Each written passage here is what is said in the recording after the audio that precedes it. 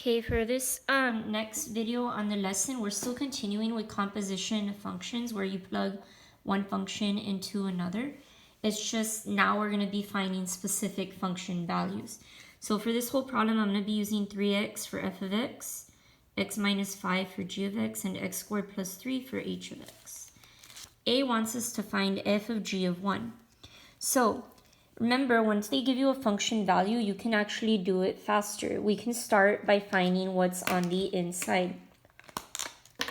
So I'm going to find g of 1 separately, and then I'll plug it into f. So I'm going to start by writing out what g of x is, which is x minus 5. And now I'm going to plug the 1 in for x.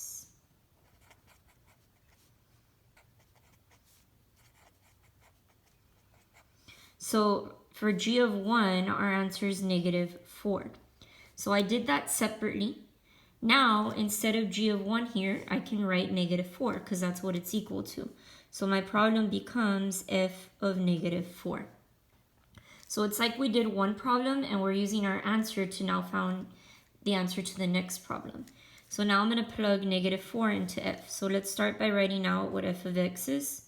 It's 3x. And now I'm going to plug negative 4 in for x. So 3 times negative 4 is negative 12. So that means our answer here for f of negative 4 is negative 12. So f of g of 1 would be negative 12. Next, we're going to do g of h of negative 3. So I'm going to start by finding h of negative 3. So we need to start with h of x, which is x squared plus 3. And everywhere I see an x, I'm going to plug in negative 3.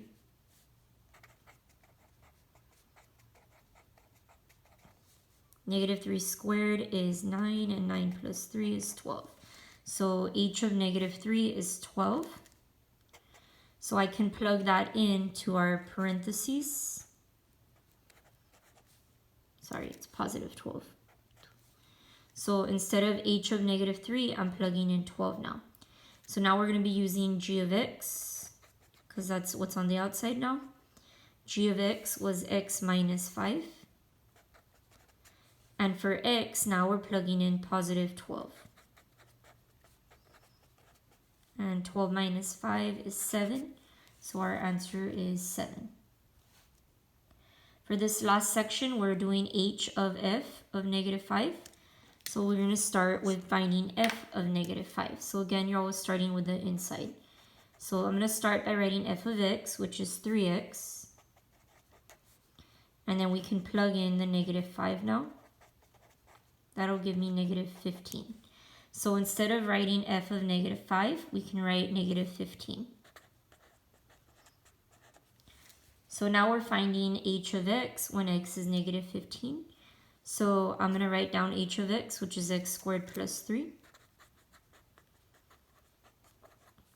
And now we can plug negative 15 in for x.